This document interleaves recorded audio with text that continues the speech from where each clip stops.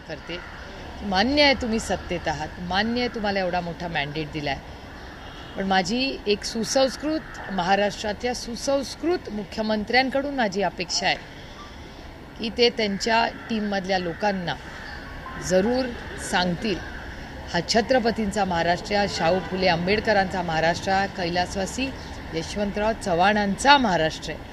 त्यामुळे हा सुसंस्कृत महाराष्ट्राला गालबोट लावू नका अशी माझी विनंती.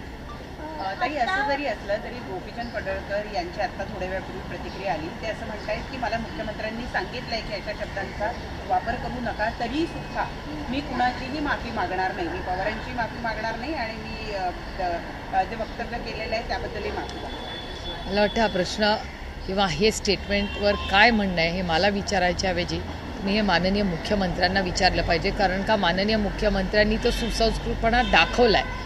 त्याबद्दल मी माननीय मुख्यमंत्र्यांचे जाहीर आभार मानते. पण त्यांच्या टीममधल्या लोकांनी कसं वागायचं आता त्याची अकाउंटेबिलिटी माननीय मुख्यमंत्र्यांनाच ह्याचं उत्तर असेल. पण हे जे काय झालं हे दुर्दैवी झालं आणि कुठल्याच म्हणजे आमच्याही बाजूनी किंवा त्यांच्याही बाजूनी कोणीच अशी स्टेटमेंट कधीच करू नये ह्या मताची मी आणि खूप महाराष्ट्राचं नुकसान ह्याच्यामध्ये होतं.